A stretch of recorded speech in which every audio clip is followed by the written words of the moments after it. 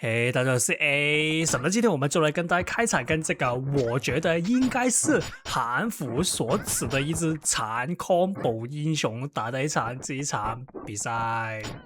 那其實這兩個禮拜我都跟大家看了不少這個殘 combo 英雄到底是怎麼樣的一些比賽，例如說上個禮拜一部比較多人看的影片就是那個降臨宿舍的無限轟炸，那又例如說昨天的那一部德魯伊的那個 combo， 那當然德魯伊的那個生日殘 combo 也是那個比較有爭議性的一點，那也或者是那些玩家或者是那些觀眾所提出的那些小紅帽啊，那其實那些也算是一個殘 combo 的英雄。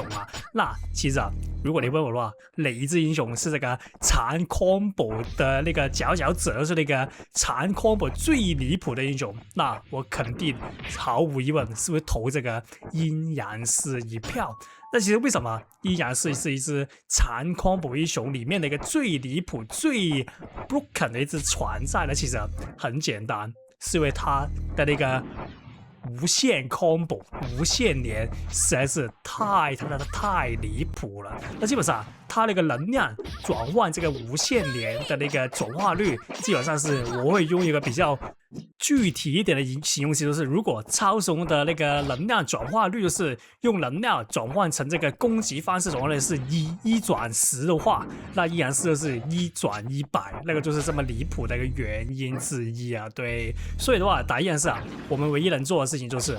不要讓他打倒地，因為你每比他打倒地一次，你的血量的話就會起碼不見一半。對，那所以的話今天啊，就來跟大家開場，跟這個我覺得這個遊戲裡面最離譜的一支殘 combo 英雄打了這一場比賽。而且啊，我再提一次，我每一次說到陰陽師都會說一次這句話，就是韓服希望你可以盡快把這陰陽師的那個無限連來一個 nerf， 對，因為實在是太離譜了。我相信也是你們韓服那個更新預告裡面所提到的那個，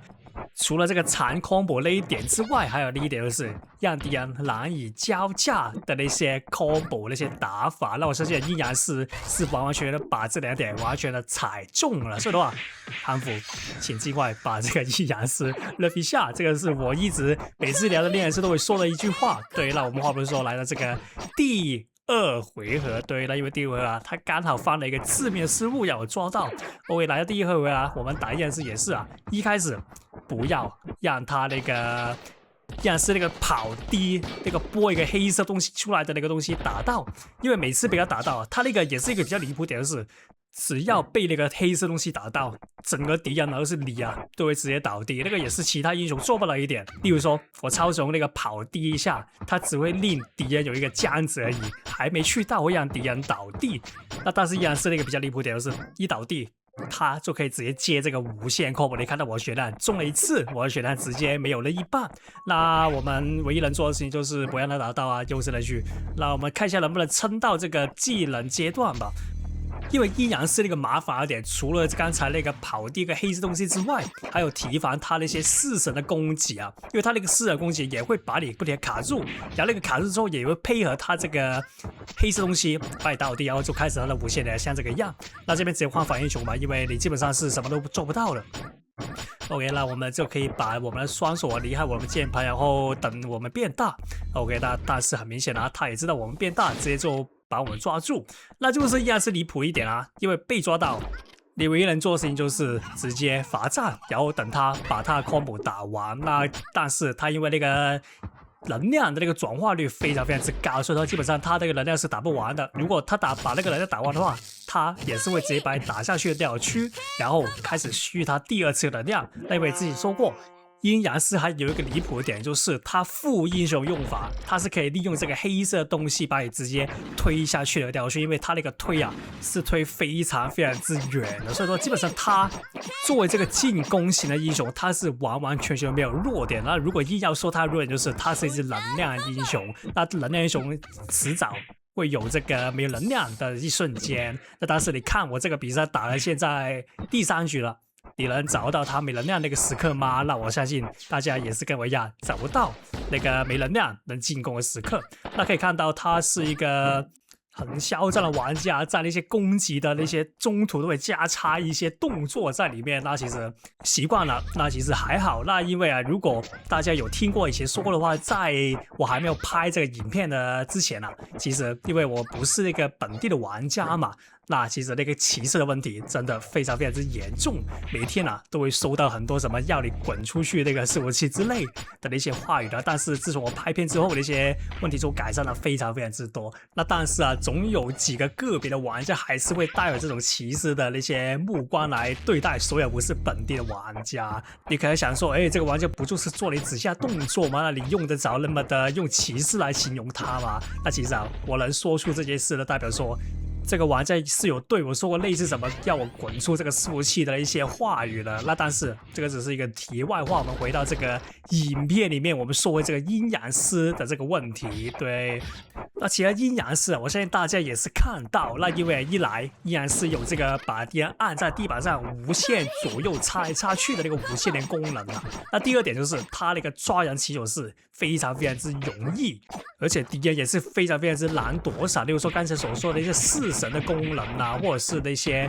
黑色那個東西的那個功能啊，也是非常非常之難令人招架。還有另一點就是，它那個黑色東西可以非常之容易把人直接打下去那個掉下去，因為它那個把人擊退那個距離啊，實在是太遠太遠了。